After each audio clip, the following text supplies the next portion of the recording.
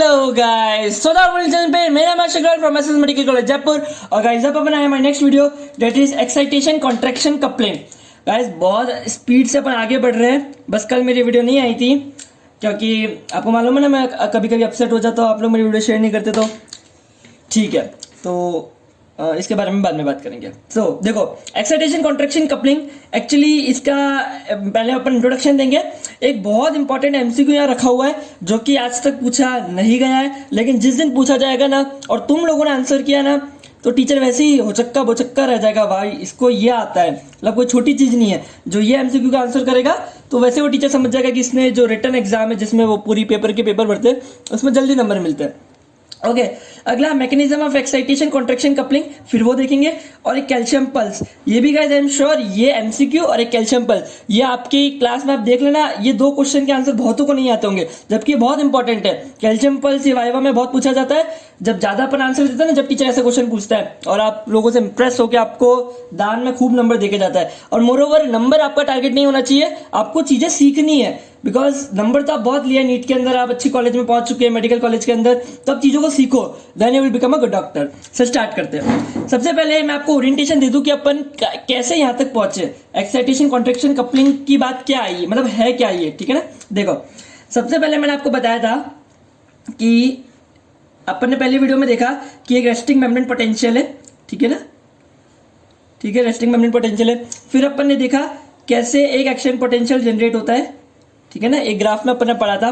फिर अपन ने देखा कैसे एक्शन पोटेंशियल प्रोपोगेट करता है, ठीक है।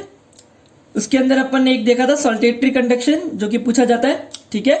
अब एक्शन पोटेंशियल प्रोपोगेट के बाद अपन ने देखा था कि अगर मान लो कोई अगर पेरिफेरल नर्व डैमेज हो गई तो क्या क्या चीजें होगी, ठीक है ना। तो उसके अंदर अपन ने देखा था वॉलेरियन डिजनरेशन, और इसको स्टेटस मतलब कैसे एक डॉक्टर क्लिनिशियन पहचानता है वो अपन ने देखा था स्ट्रेंथ ड्यूरेशन कर्व, ठीक है।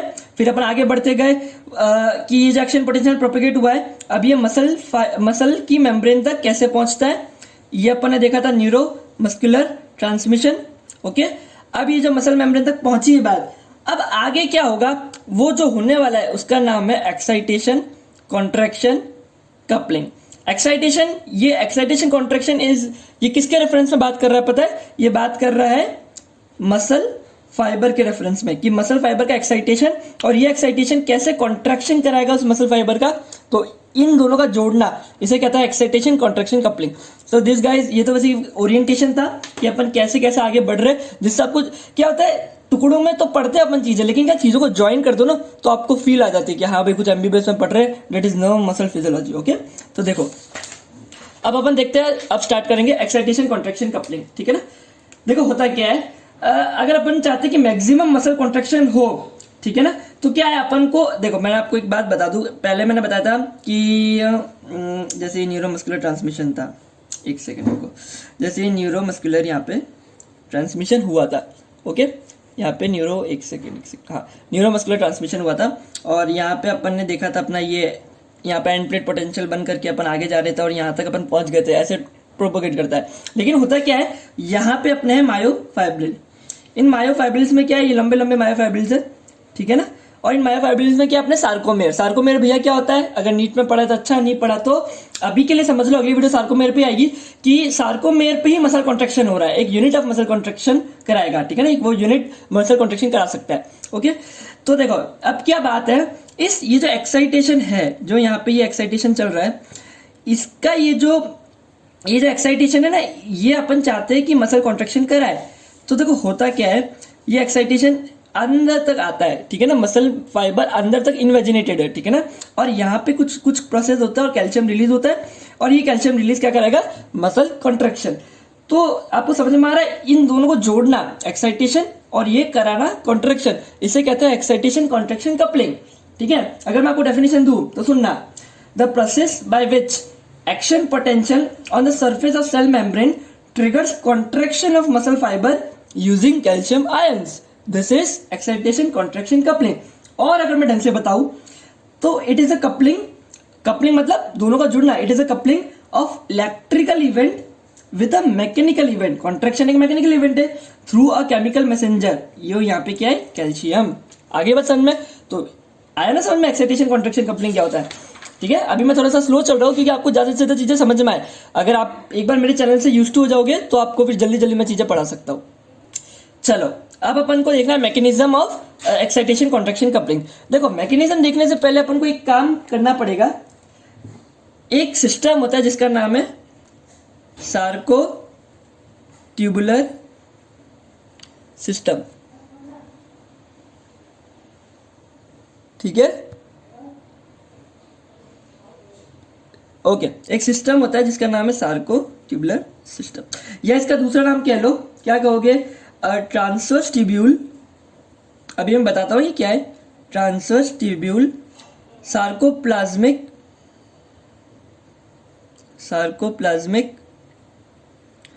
रेटिकुलम सिस्टम, ठीक है, ये इसका दूसरा नाम है। ओके, अब ध्यान से देखो, सार्को ट्यूबुलर सिस्टम है, सार्कोप्लाज्मिक ट्रांसवर्स ट्यूबुल सिस्टम क्या है। ये सार्को ट्यूबुलर सिस्टम के अंदर दो चीजें होती है, ये बहुत जरूरी एक्साइटेशन कॉन्ट्रैक्शन कपलिंग समझने के लिए, ठीक है ना। एक ट्रांसवर्स ट्यूब्यूल और एक सार्कोप्लाज्मिक रेटिकुलम। अब देखो ये ट्रांसवर्स ट्यूब्यूल क्या होता है, ध्यान से समझना, ठीक है। और गाइस आपको नोट्स नहीं बनाने, नोट्स मैंने मेरे चैनल पे बना रखे, लिंक डिस्क्रिप्शन में आपको मिल जाएगा, ठीक है। ट्रांसवर्स ट्यूब्यूल क्या होता है, एक्चुअली जैसे ये मायोफाइब्रिल्स है, ठीक है ना, अभी मैं आपको 3D में भी एक्सप्लेन करूंगा। ये मायोफाइब्रिल्स है तो इसके अंदर ये जो ट्रांसवर्स ट्यूब्यूल है इसके अंदर इनवेजिनेट करते हैं, इसके आर पार हो जाते हैं, ठीक है। और अब एक्चुअली ये अपन इस तरीके से देख लेते हैं, तो इनके अंदर क्या है, इन ट्रांसवर्स ट्यूब्यूल्स के अंदर भरा हुआ ECF, ठीक है। और जो एक्शन पोटेंशियल यहाँ से आएगा तो वो यहाँ भी जाएगा, क्योंकि अगर वो पूरी मेम्ब्रेन के अलोंग फैल रहा है तो जब वो यहाँ से जाता है ना तो वो एक्चुअली अपने मायोफाइब्रिल को होता हुआ निकलता है। मतलब मेन ये ट्रांसवर्स ट्यूब्यूल क्या कर रही है, सेक्शन पोटेंशियल को मायोफाइब्रिल के बहुत क्लोज कॉन्टेक्ट में ला रहे हैं। हो गया समझ में। ओके, अगला सार्कोप्लाज्मिक रेटिकुलम। सार्कोप्लाज्मिक रेटिकुलम आपको मालूम है कि ये एंडोप्लाज्मिक रेटिकुलम जैसा ही होता है, ठीक है ना। एक्चुअली इसके दो हिस्से हैं, एक टर्मिनल सिस्टर्ने, ठीक है, और एक है एल ट्यूब्यूल।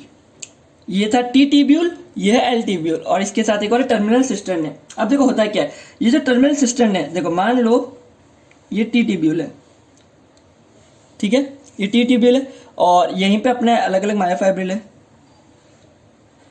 क्लियर, आगे बस समझ में। तो देखो होता क्या है, ये टी ट्यूब्यूल और ये अपने ये चल रहे मायोफाइब्रिल्स, ठीक है, इसके अंदर सार्कोमेर है जिसमें मसल कॉन्ट्रैक्शन होना है। तो ये जो टर्मिनल सिस्टर्ने है वो ये होता है, ठीक है, वो हिस्सा जो टी ट्यूब्यूल, वो हिस्सा सार्कोप्लाज्मिक रेटिकुलम का जो टी ट्यूब्यूल के क्लोज कांटेक्ट में, इवन इनकी बाउंड्रीज भी एकदम ऑलमोस्ट अटैच्ड होती है। और एल ट्यूब्यूल इस टी ट्यूब्यूल से इस तरीके से जुड़ा होता है, ठीक है, आया समझ में। और एल ट्यूब्यूल आप समझ रहे हो, इसके अलोंग चल रहा है। अगर 3D की बात करें तो समझना, ध्यान से मेरे हाथ को देखना है। क्लियर, देखो ये है मायोफाइब्रिल, ठीक है, ये मैंने बनाया मायोफाइब्रिल, ठीक है। ओके, एक सेकेंड, हाँ, तो देखो ये है मायोफाइब्रिल। अब ये मायोफाइब्रिल जो है, अब देखो ऐसे मेम्ब्रेन चल रही है इस तरीके से, ठीक है, और ये नीचे है मायोफाइब्रिल।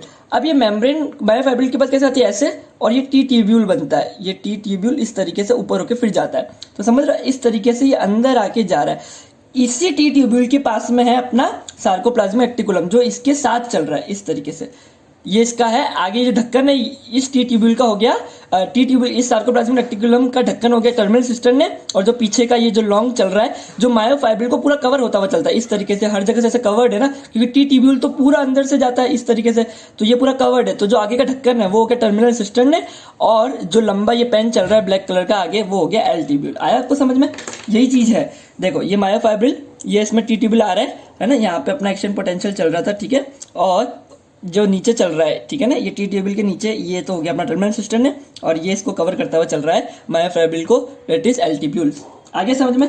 तो ये पूरा सिस्टम था सार्को ट्यूबुलर सिस्टम, ठीक है। अच्छा, एक इंपॉर्टेंट एमसीक्यू जो यहाँ से बनता है वो ये है, ध्यान से सुनना, जो मैमल्स, ठीक है, जो मैमल्स की बात कर रहा हूँ मैं यहाँ पे, तो ह्यूमंस भी आए गए और भी ब्रॉड स्पीशीज में मैंने बात कर दी। मैमल्स, जो उनकी हार्ट मसल होती है ना, हार्ट की मसल, ठीक है ना, उनके अंदर एक टी ट्यूब्यूल होता है, एक सार्कोमेर। जैसे ये अलग अलग सार्कोमेर में बटे हुए हैं, मैं बताऊंगा अभी आपको ना अगली वीडियो में, सार्कोमेर अलग अलग सार्कोमेर में बटे हुए, तो एक ट्यूब्यूल होता है पर सार्कोमेर, 1 ट्यूब्यूल पर सार्कोमेर, ठीक है। लेकिन जो स्केलेटल मसल होती है मैमल्स की, ठीक है ना, उसके अंदर 2 टी ट्यूब्यूल होते हैं पर सार्कोमेर। ये जो एक टी ट्यूब्यूल पर सार्कोमेर होता है ये कहाँ पे अटैच्ड होता है, मतलब जेड डिस्क जो होती है ना वहां पे अटैच्ड होता है, और ये एआई बैंड पे। अब ये वर्ड मैं यहाँ पे लिख इसलिए नहीं रहा क्योंकि वो अगली वीडियो में आपको वापस इसके बारे में और बता दूंगा, ठीक है। वैसे आपको ये ध्यान रखना है, ठीक है ना। 1 टी ट्यूब्यूल पर sarcomere in heart muscle, skeletal muscle में 2 ट्यूब्यूल पर सार्कोमेर कहाँ पे होता है वो मैं आपको नेक्स्ट वीडियो में, मतलब यही चीज एक बार अगली वीडियो में और बता दूंगा, ठीक है। अब देखेंगे अपन एक्साइटेशन कॉन्ट्रैक्शन कपलिंग का मैकेनिज्म। ओके, ध्यान से अब पूरा फोकस करना। ओके, मैंने ऑटो लॉक कर दिया, ठीक है। स्टार्ट। देखो मैंने आपको पहले अपन न्यूरोमस्कुलर ट्रांसमिशन से थोड़ा सा कंटिन्यू करेंगे। मैंने आपको बताया था न्यूरोमस्कुलर ट्रांसमिशन में ये तो अपना क्या है, ये जो अपना वो आया था टर्मिनल एंड एक्सॉन का, ठीक है ना। और यहां पे अपना है जो, मतलब समझ रहे हो ना, ये जो नीचे वाला हिस्सा आया था उसके नीचे वाला ये क्या कहेंगे, पोस्ट साइनेप्टिक मेम्ब्रेन, और ये प्री साइनेप्टिक मेम्ब्रेन, बीच में साइनेप्टिक गैप, ठीक है। और ये इस तरीके से आगे बढ़ता है, अपन को यहाँ तक पता पड़ गया था। तो देखो पहला पॉइंट तो क्या है, मैं अभी लिख भी दूंगा कि जो पोटेंशियल है ना वो, मतलब जो वो एक्शन पोटेंशियल आया था उसने क्या करा, ईसीएच का रिलीज कराया, एसीएच का, ये एसीएच रिलीज हुआ, क्लियर। अब ये जो एसीएच रिलीज हुआ है, ठीक है, तो दूसरा ये क्या करता है, यहाँ पे एंड प्लेट पोटेंशियल बनाता है। देखो वैसे तो मेम्ब्रेन नेगेटिव होती है अंदर से, ठीक है, लेकिन अब यहाँ पे पॉजिटिव हो गई, तो ये क्या बन गया, सेकंड पॉइंट, एंड प्लेट का पोटेंशियल। अभी मैं लिख भी दूंगा इसके नाम, ठीक है ना, समराइज करके, बाकी मैंने अच्छे से नोट्स में लिख दिया है, ठीक है। अब ये थर्ड पॉइंट क्या है कि एक्शन पोटेंशियल कैसे प्रोपेगेट कर रहा है अपना, ठीक है। अब ये फाइबर मेम्ब्रेन के अलॉन्ग प्रोपेगेट कर रहा है, ठीक है। अब देखो होता क्या है, अब अपना आगे है, ये आ गया है टी ट्यूब्यूल, ठीक है, ये टी ट्यूब्यूल, और ये इस तरीके से जा रहा है। अभी जो एक्शन पोटेंशियल ये पूरा टी ट्यूब्यूल पे होता हुआ जाएगा, ठीक है। और मैंने अभी आपको बताया इसके क्लोज कॉन्टेक्ट में क्या, सार्कोप्लाज्मिक रेटिकुलम, ये टर्मिनल सिस्टम ने, और ये एल ट्यूब्यूल, क्लियर। अब ध्यान से देखना, थर्ड पॉइंट तक मैंने आपको बताया एक्शन पोटेंशियल। फोर्थ पॉइंट क्या कहता है कि ये जो एक्शन पोटेंशियल है अब ये क्या करेगा, टी ट्यूब्यूल के अलॉन्ग पूरा ट्रैवल करेगा, तो मतलब ऐसे ऐसे ऐसे आके ऐसे ऐसे ऐसे ऐसे जाएगा, क्लियर। अब होता क्या है, देखो इस टी ट्यूब्यूल के अराउंड होते हैं डीएचपी रिसेप्टर्स, ये है अपना डीएचपी रिसेप्टर्स, डीएचपी की फुल फॉर्म डाइहाइड्रोपाइरिडिन रिसेप्टर्स, क्लियर। इसके क्लोज कांटेक्ट में होते हैं राइनेडोइन रिसेप्टर्स। ये जो राइनेडोइन रिसेप्टर्स ये क्या है, कैल्शियम रिलीज चैनल से, ठीक है ना। तो जैसे ही वो जो पोटेंशियल है, ठीक है ना, वो जैसे ही डीएचपी रिसेप्टर्स पे आएगा तो इसका क्या होगा, कन्फॉर्मेशनल चेंज, ठीक है। और ये क्या करेगा, ये सिग्नल देगा राइनेडोइन रिसेप्टर्स को कि तुम खुल जाओ और कैल्शियम का रिलीज करो, क्योंकि एक्शन पोटेंशियल आके गया, ठीक है ना। तो ठीक है, तो ये खुल करके क्या करेगा, कैल्शियम का रिलीज करेगा। तो यहां से ये जो कैल्शियम चैनल है, ठीक है ना, यहां से अपना कैल्शियम हो गया रिलीज, क्लियर, क्योंकि अंदर बहुत सारा अपना कैल्शियम पड़ा रहता है। यही खासियत है सार्कोप्लाज्मिक रेटिकुलम की, खासियत क्या है, कैल्शियम बहुत सारा अंदर स्टोर रहता है। किस वजह से, यहाँ पे एक प्रोटीन है जिसका नाम है कैल्शियम बाइंडिंग प्रोटीन, जिसका नाम है कैलसिक्वेस्ट्रिन, ठीक है। तो ये क्या करता है, बहुत सारे कैल्शियम को बाइंड करके रखता है। तो अब देखो हुआ क्या, वापस जो एक्शन पोटेंशियल आया उसने डीएचपी रिसेप्टर में, ये फिफ्थ पॉइंट, डीएचपी रिसेप्टर में क्या किया, कन्फर्मेशनल चेंज कराया। उसके बाद इसने राइनेडोइन रिसेप्टर को ओपन कर दिया, दैट इज सिक्स्थ पॉइंट। सेवंथली क्या हुआ, कैल्शियम का रिलीज हुआ, दिस इज सेवंथ पॉइंट। और फिर इसने क्या किया, इनिशिएट कॉन्ट्रैक्शन। अब ये जो कैल्शियम है ये क्या करेगा, कॉन्ट्रैक्शन, जो कि अपन आगे देखेंगे, ठीक है ना। लेकिन अपना जो मैकेनिज्म एक्साइटेशन कॉन्ट्रैक्शन कपलिंग ये यही कहता है, ठीक है। अब ध्यान से देखना, अब क्या होता है, कैल्शियम यहाँ रिलीज तो हो गया बहुत सारा, लेकिन अभी कैल्शियम को लेना भी पड़ेगा, वरना तो मसल कॉन्ट्रैक्टेड स्टेट में ही रहेगी, ये बार बार कॉन्ट्रैक्ट होती रहेगी। तो क्या होता है, यहाँ पे होते हैं कुछ पंप्स, कहाँ पे, ये जो एल ट्यूब्यूल से इनके अंदर, ये सार्कोप्लाज्मिक रेटिकुलम है, इनके अंदर होते हैं पंप्स। तो ये क्या करता है, ये कैल्शियम को वापस एक्टिवली एब्जॉर्ब कर लेता है by the use of ATP. These are calcium pump and this is our 8th point.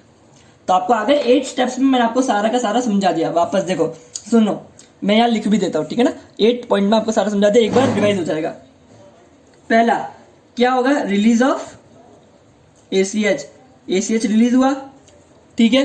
दूसरा अपना क्या हुआ, एंड प्लेट पोटेंशियल बना, एंड प्लेट पोटेंशियल, ठीक है। तीसरा क्या हुआ, ये एक्शन पोटेंशियल प्रोपोगेट करा ऑन सार्कोलीमा, ठीक है, ये मसल फाइबर मेम्ब्रेन, ठीक है। अगला पॉइंट क्या हुआ, डीएचपी रिसेप्टर में जैसे वोल्टेज का चेंज होगा वो डीएचपी रिसेप्टर क्या कर लेगा, सेंस कर लेगा। तो डीएचपी रिसेप्टर सेंस्ड मतलब एक्टिवेट हो गया, ठीक है ना। फिफ्थ क्या हुआ, कैल्शियम का रिलीज हुआ, किस वजह से, फ्रॉम राइनोडॉइन रिसेप्टर, ठीक है ना। आगे बात समझ में। सिक्स्थ पॉइंट यहां पे लिखता हूं, ठीक है। सिक्स पॉइंट क्या है, कैल्शियम रिलीज हो गया, अब वो क्या कराएगा, इनिशिएट कराएगा कॉन्ट्रैक्शन, ठीक है। अब ये जो कैल्शियम रिलीज हुआ है, अब ये क्या करेगा, इनिशिएट कॉन्ट्रैक्शन। और लास्ट पॉइंट क्या, ये जो कैल्शियम अब वापस पंप बैक हो जाएगा, जिससे अपना मसल कॉन्ट्रैक्शन रुक सके, कैल्शियम पंप बैक। आ गया समझ में गाइस। तो ये था पूरा mechanism of excitation contraction coupling. Okay next. अच्छा अभी देखने वाली क्या बात है वो समझो।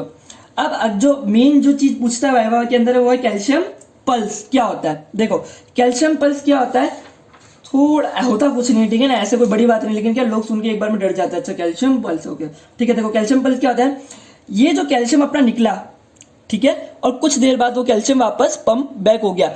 ये निकलने के बाद जो पंप बैक हुआ है, तो जितना ड्यूरेशन तक कैल्शियम, क्योंकि यहाँ पे मायोफाइब्रिल है तो यहाँ पे एक फ्लूइड है जिसका मैंने नाम रख देता हूँ मायोफाइब्रिलर फ्लूइड।